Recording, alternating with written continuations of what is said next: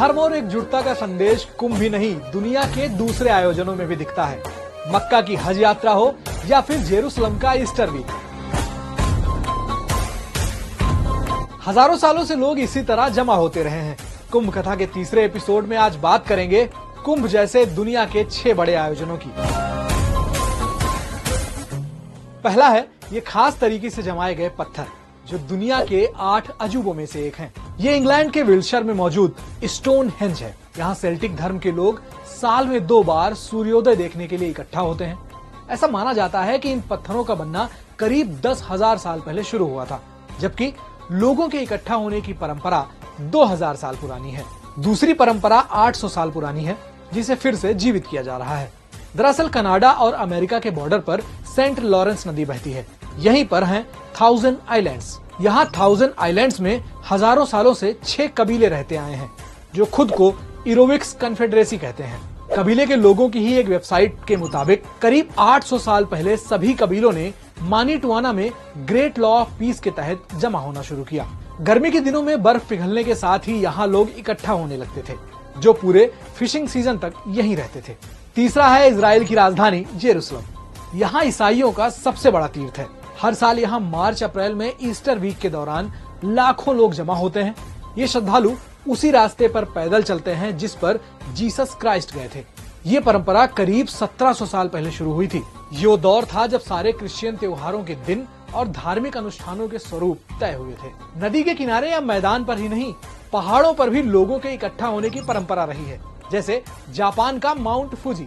करीब 1400 साल पहले शिंटो धर्म के एक संत ने माउंट फुजी का एक चक्कर लगाया था। तभी से लोग यहाँ जमा होकर इस ज्वालामुखी के सामने हाथ जोड़ते हैं। गर्मियों के दिनों में जापान के सभी धर्मों के लोग माउंट फुजी की चढ़ाई चढ़ते हैं। ऐसे ही हर साल 27 दिसंबर को माउंट केन्या पर भी लोगों का जमावड़ा लगता है, जहाँ लोग व्रत रखते हैं और प्रार्थना यात्रा निकालते हैं। लोकल गीकियू कम्युनिटी के लोगों का मानना है कि ये लोग करीब 4000 साल पहले यहाँ आकर बसे थे और तभी से यह परंपरा लगातार जारी है। साल 1210 में यहाँ की किगोन गोना कियामाई नाम की जगह को पवित्र स्थान घोषित किया गया, यानी 814 साल पहले इस परंपरा को मौजूदा स्वरूप मिला।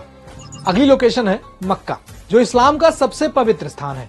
यहाँ हर साल हज यात्रियों का सबसे बड़ा जमावड़ा लगता है। ये परंपरा 1400 सालों से चली आ रही है और क्रेज इतना है कि 2024 में हज यात्रा के लिए 18 लाख से ज्यादा लोग मक्का पहुंचे थे।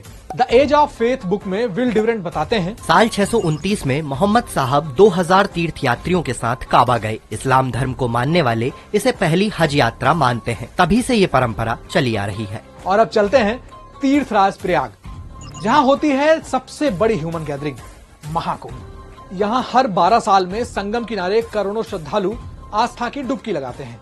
माना जाता है कि हर साल होने वाले माघ स्नान और कुंभ की शुरुआत एक साथ हुई थी।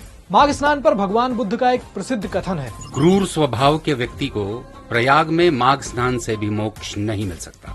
कहने का मतलब अगर भगवान बुद्ध ने माघ मेले का जिक्र किया है तो फिर ये मेला करीब 2500 साल पुराना तो होगा ही, क्योंकि बुद्ध का महापरिनिर्वाण 483 ईसा पूर्व यानी 2500 साल पहले हुआ था। आम भारतीय के लिए कुंभ क्या है, इस पर कैलाश गौतम लिखते हैं, भक्ति के रंग में रंगल गांव देखा, धर्म में कर्म में सनल गांव देखा, अगल में बगल में सगल गांव देखा, अमौसा नहाए चलल गांव देखा, यहू हाथे झोरा वहू हाथे झोरा, कान्ही पे बोरा कपारे पे बोरा, कमरी में केहू रजाई में केहू, कथरी में केहू दुलाई में केहू, अमौसा का मेला अमौसा का मेला।